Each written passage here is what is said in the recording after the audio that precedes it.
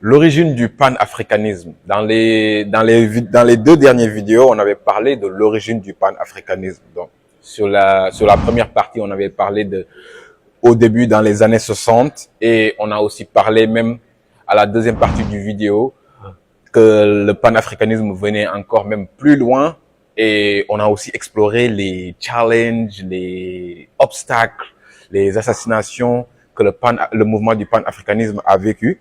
Mais dans ce vidéo, on va parler du panafricanisme moderne, de comment est maintenant situé le panafricanisme.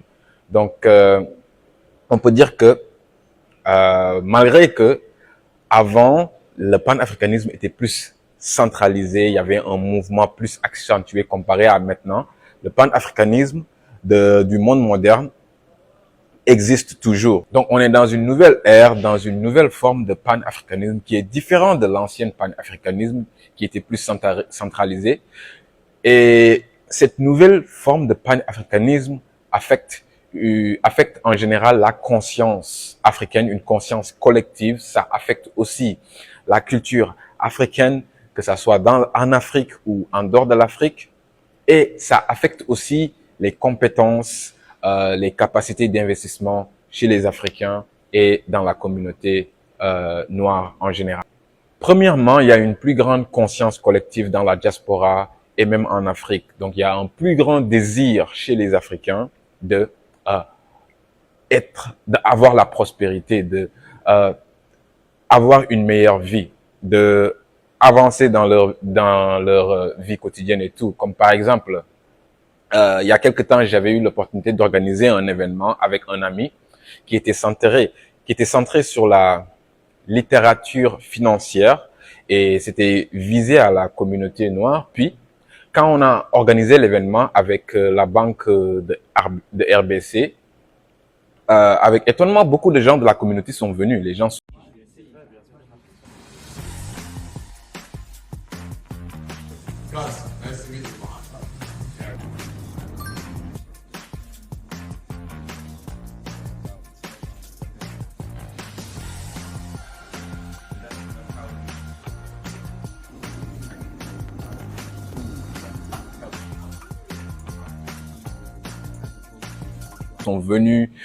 ils sont venus poser des questions pour apprendre sur la littérature financière pour comprendre comment gérer leur argent.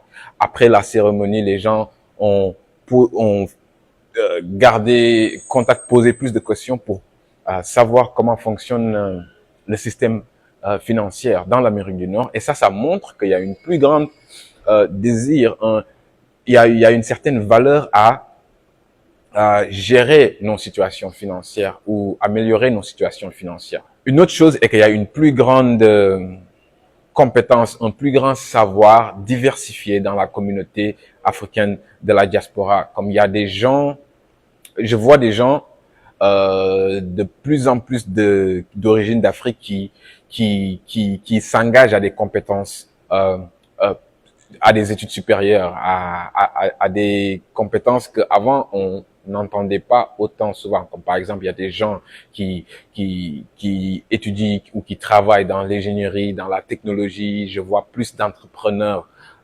d'origine africaine comparé à avant. Donc, il y a une plus grande investissement dans les compétences et les technologies et tout. Et par exemple, récemment, j'avais eu l'occasion de rencontrer un entrepreneur très influent, Chonya. Aujourd'hui, il entreprend sur le continent. Chon Young, bonsoir. Bonsoir. I decided that I was going to create an organization that's called Give One Project. Today, 9 years later, Give One Project is in 34 countries. More than 25,000 young people has benefited from our program. Puis qui organisait un événement en fait qui était centré sur les compétences de la diaspora et comment ça peut bénéficier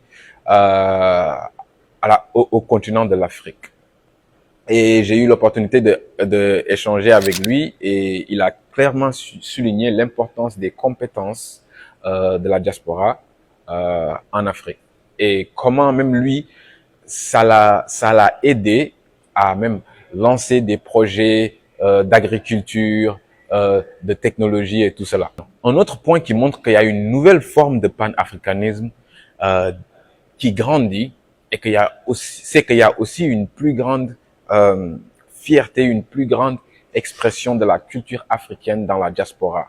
De plus en plus, je vois des cérémonies ou des festivals africains dans la diaspora. Je remarque aussi que les gens sont plus intéressés à exprimer leur identité africaine comparé à avant où, je dirais pas caché, mais il y avait il y avait moins de expression à nos cultures et à nos identités comparé à maintenant, à maintenant. Donc ça aussi, c'est un point qui montre que le panafricanisme est vraiment présent, pas différent de dans les années 60 ou beaucoup plus avant, mais il y a une certaine culture qui affecte plusieurs gens de la diaspora et qui donne une certaine prospérité ou qui donne un grand espoir au futur de l'Afrique et des gens de la diaspora.